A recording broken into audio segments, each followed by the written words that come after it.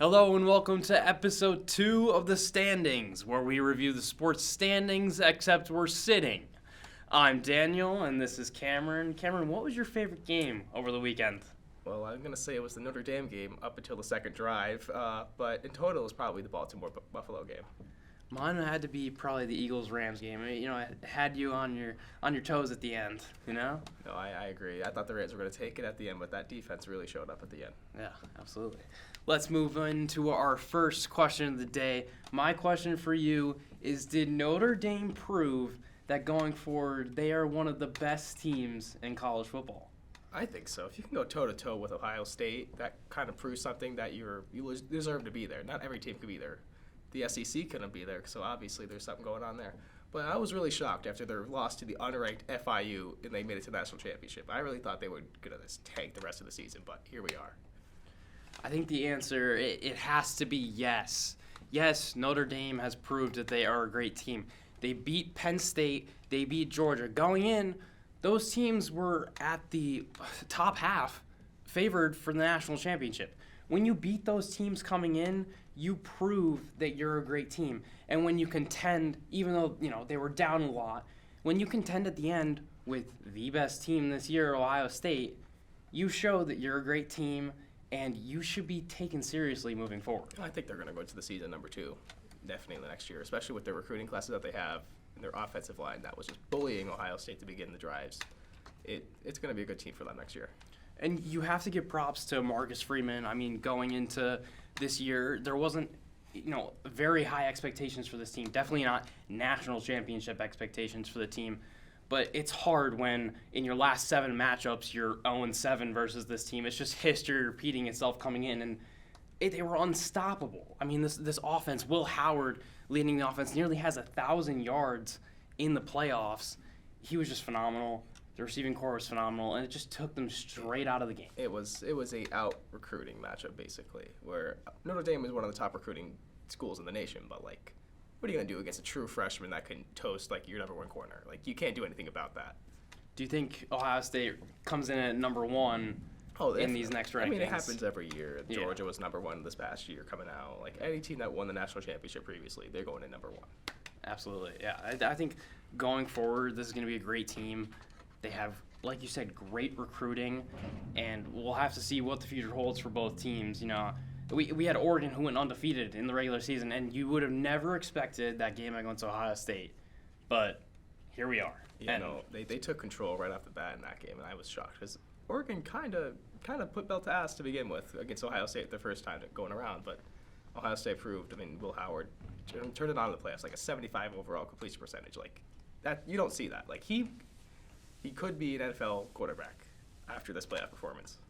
I just want to shout out my one friend who all year we had the conversation of, is Notre Dame better than this team and that team? And I always referenced Ohio State. I said, Ohio State is better than Notre Dame. And always Notre Dame would appear ahead in the rankings. And I would say Notre Dame's not in a conference and Ohio State is, and they're proving that they're a great team. And that was the reference I made. So, a little shout out there. But moving forward, does Notre Dame not having to play that conference championship game where everything's on the line, does that give them more of an advantage coming into the playoffs? Did that added rest impact the games? I think them being able to choose their full schedule impacts anything more than anything.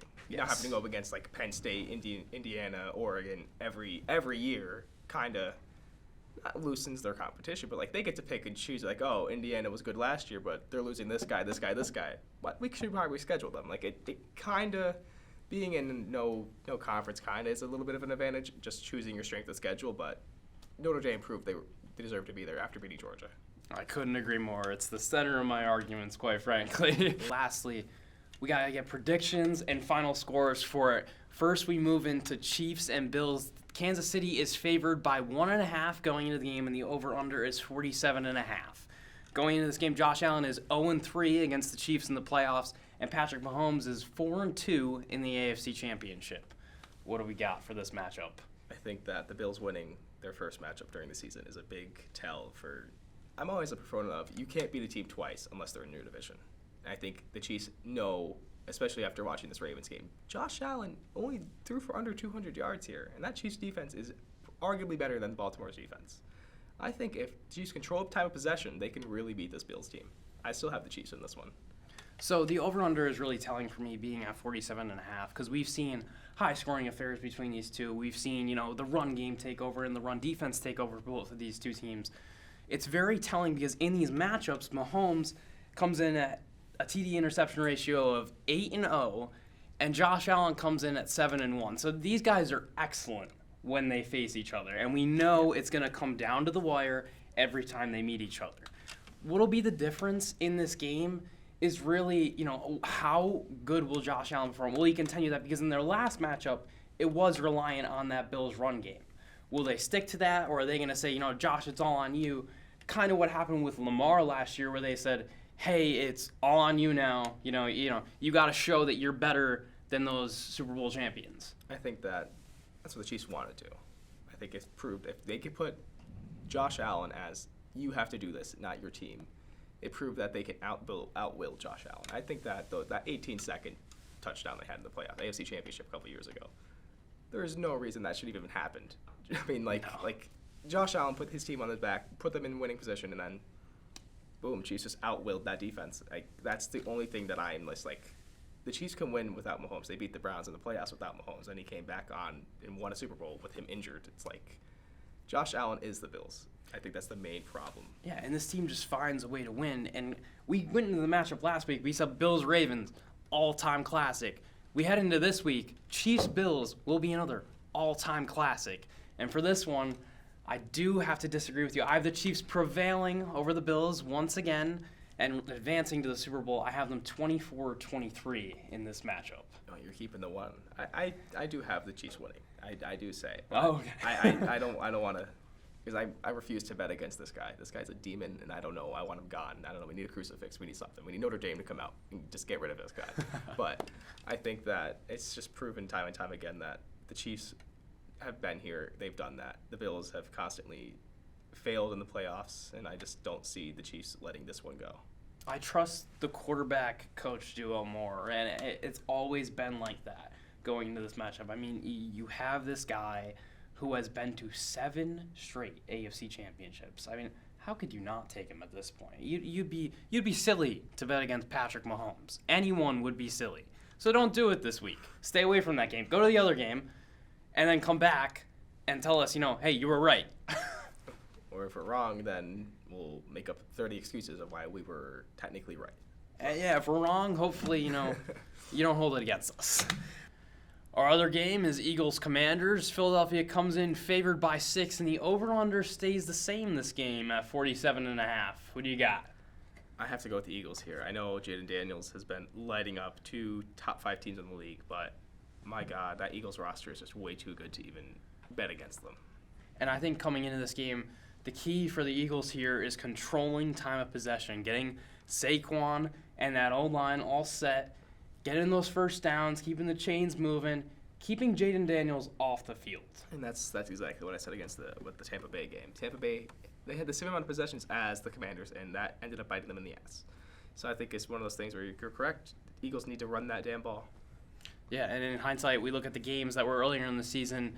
Early in the season, Philadelphia took the game in which Jalen Hurts did play, and in the second game when Kenny Pickett was in, it was actually a close game as well. Washington took that one, though. So when we look at this, we look at the scores of that over-under seems about right, maybe a little low. What are you thinking for this final score? I was going to say 34-28 Eagles, but if the Commanders get the ball last, I would go to the Commanders. So you trust Jaden Daniels on that final possession to get to the Super Bowl? If there's any quarterback in the league that has proven that last 2 minutes that they can go down and win a game, it's Jaden Daniels. He's done it against the Bears. He did it against Tampa. I just think he's the number one quarterback in doing that. Well, if Matthew Stafford couldn't do it, I don't know if Jaden Daniels would be able to, but it'd be hard to bet against.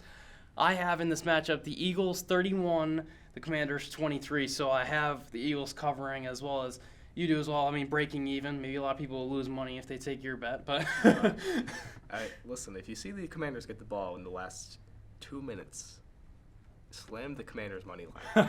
That's all I'm saying. All money is on. That sounds good for this one. Let's wrap it up. Thank you for watching this episode of The Standings. Tune in next week when we cover the Super Bowl and cover our predictions and analysis. Or check out our other content from Royal Studios and leave a like if you enjoyed. See you next time.